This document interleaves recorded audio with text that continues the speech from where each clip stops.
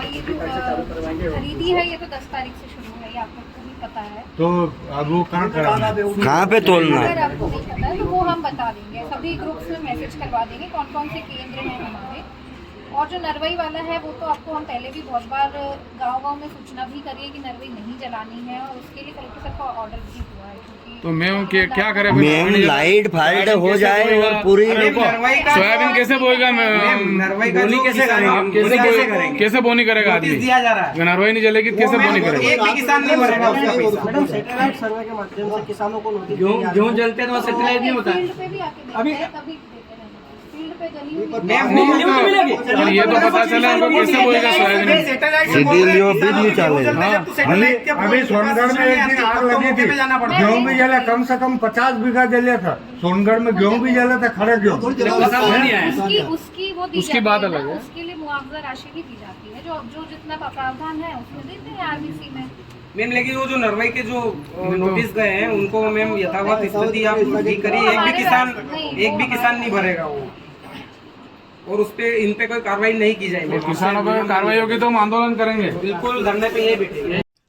गेहूं खरीदी शीघ्र प्रारंभ करने एवं न्यूनतम 2700 रुपये प्रति क्विंटल मूल्य सुनिश्चित करने, किसानों पर नरवाई जलाने के कारण दर्ज की जा रही एफआईआर पर रोक लगाने एवं वैकल्पिक समाधान प्रदान करने की उठी मांग। मध्य प्रदेश के राज्यपाल के नाम अनुविभागीय अधिकारी राजस्व क्षेत्र सरदारपुर को ज्ञापन सौंपते हुए मांग की गई कि सरदारपुर तहसील सहित प्रदेश के किसान वर्तमान में अपनी उपज को लेकर अत्यंत चिंतित एवं परेशान हैं। गेहूं खरीदी में हो रही देरी के कारण किसानों को आर्थिक नुकसान उठाना पड़ रहा है तथा उन्हें अपनी फसल औने पौने दाम पर बेचने के लिए मजबूर होना पड़ रहा है। प्रदेश में गेहूं खरीदी की प्रक्रिया को तत्काल प्रभाव से शीघ्र प्रारंभ किया जाए। किसानों के गेहूं का न्यूनतम समर्थन मूल्य 2700 रुपये प्रति क्विंटल सुनिश्चित किया जाए। सभी अनाज मंडियों में पारदर्शिता एवं सुचारू व्यवस्था की जाए ताकि किसानों को किसी प्रकार की असुविधा न हो।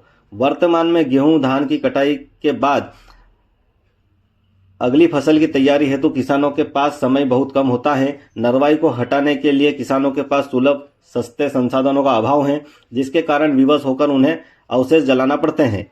प्रशासन द्वारा किसानों पर जो एफआईआर दर्ज की जा रही हैं, उससे किसानों में भारी रोष और भय का माहौल पैदा हुआ है। किसान कोई अपराधी नहीं है, वह केवल अपनी आजीविका के लिए संघर्ष करता रहता है।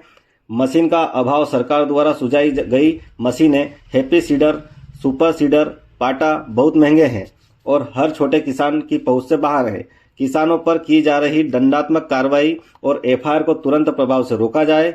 सरकार पंचायतों व सहकारी समितियों के माध्यम से नरवाई प्रबंधन की मशीनें निःशुल्क एवं बहुत कम किराए पर उपलब्ध करवाई जाए। जो किसान नरवाई नहीं जलाते हैं उन्हें प्रति एकड़ उचित प्रोत्साहन राशि दी जाए।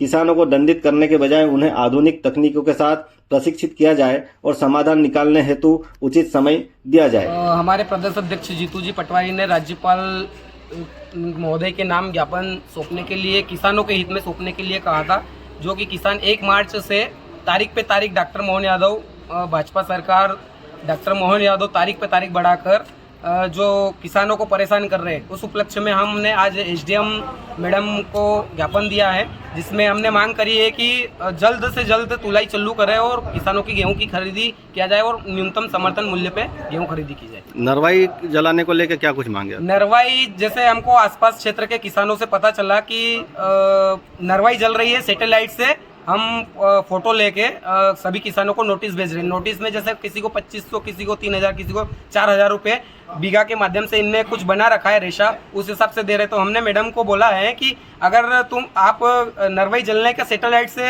आपको पता चल जाता है तो गेहूं जलते हैं, किसानों की फसलें नष्ट होती है, सोयाबीन की फसलें नष्ट हुई, तब आपकी सैटेलाइट कहाँ जाती है? हमने निवेदन किया है कि किसानों पे ना तो एफआईआर की जाए और ना ही उनका जो नोटिस दिए वो नोटिस वापस ले जाए, नहीं तो हम उग्र आंदोलन करेंगे। यहाँ पे धरना देना पड़ेगा, तो किसानों के लिए हम यहाँ पे धरना देंगे। आपका नाम और पद? दिनेश चौधरी, युवा कांग्रेस विधानसभा अध्यक्ष सरदारपुर।